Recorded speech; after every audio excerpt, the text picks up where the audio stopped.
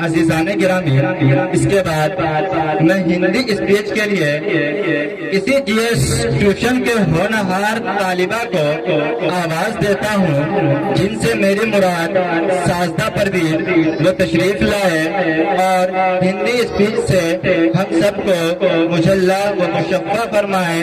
इस शहर के साथ सोने वाले को जगा दे, शहर के एजाज से फिर मने बातिल जला दे, शोले आवाज से। अस्सलाम वालेकुम वरहमतुल्लाहि वबरकातुहू। मेरा नाम साजदा परवीन, मैं जीएस कोचिंग की छात्रा हूँ। देश मेरा जल रहा है, आग लगी है सीने में, हुक्मरान सब व्यस्त है, खून गरीब के पीने में, वह रात मंदिर या बादल का पक्ष नहीं मैं लाई हूँ, घायल भारत चीख रहा है, चीख सुनाने आई हूँ। माननीय मुख्यातिथि आदरणीय शिक्षक एवं मेरे प्यारे देशवासियों, आप सब गणतंत्र दिवस की हार्दिक शुभकामनाएं।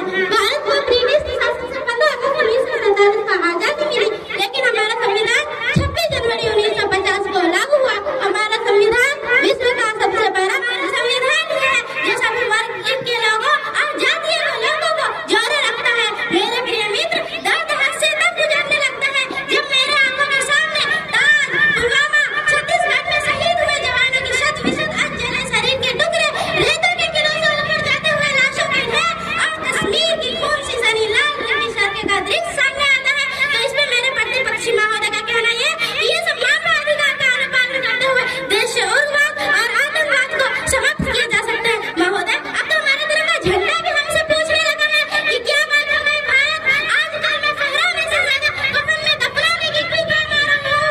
महोदय, हृदय तो उस दिन फटा जब एक बूढ़ी माँ अपने बेटे के चित्र को देखकर बोली, साहब आप तो धरती में 1 इंच कम नहीं लेते, मैं आधी शरीर कैसे ले लूं।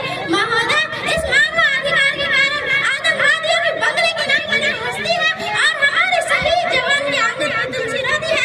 एक शहीद जवान की विधवा की वेदना चीख चीख कर कहती है, प्यार भी फूट गया, मांग का सिंदूर गया, नन्हे ननिहालों की लंगोटियां भी चली गई, छोटी छोटी बेटियों की चोटियां भी चली गई और आपके दो दिन आज हमारा नक्शा मेरे तो घर की रोटियां भी चली गई।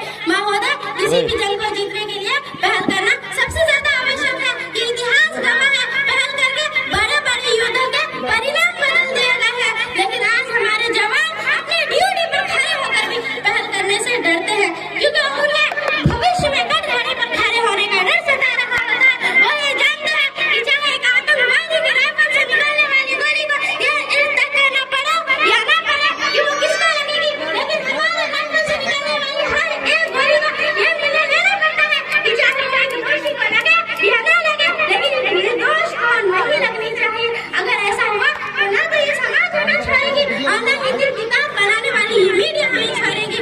महोदय, मानव अधिकार की तरह किसी जवान को दबाकर युद्ध के मैदान में छोड़ देना कोई वीरता नहीं, आत्महत्या है। ये फूल दो सिंगार दो ये मंगी नहीं, ये फूल दो सिंगार दो ये मंगी नहीं, और एक वीर को झंकार दो ये मंगी नहीं, और जो हाथ बांधे सेना के ऐसा मानव अधिकार का पालन संभव नहीं।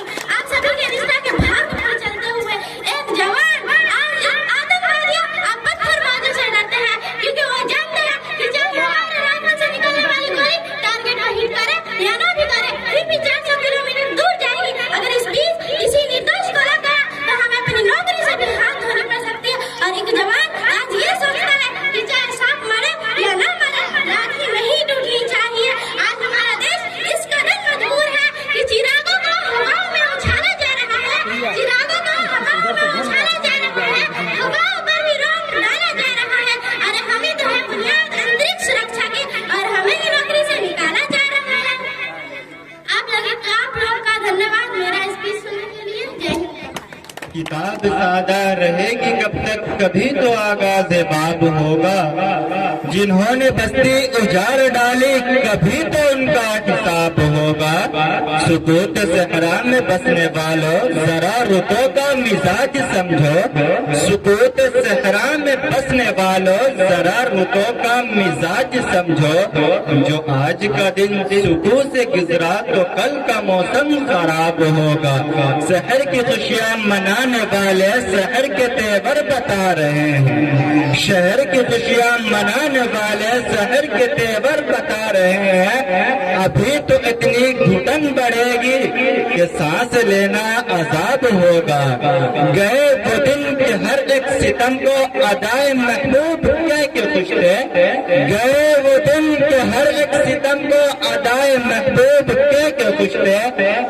उठेगी अब कोई ईंट हम पर तो उसका भी पत्थर हिसाब होगा। माशाअल्लाह, अभी जो आप लोग सुन रहे थे ये साजदा परवीन थी। माशाअल्लाह, इन्होंने बहुत अच्छी बातें हम लोगों को बताकर चली गई। अगर ये हम इसी तरह मेहनत जारी रखेंगे और अपने बोलने का हौसला जारी रखेंगे तो एक दिन इंशाअल्लाह जरूर कामयाबी वो कामरानी इनके मंजिल तक आप पहुंचेगी।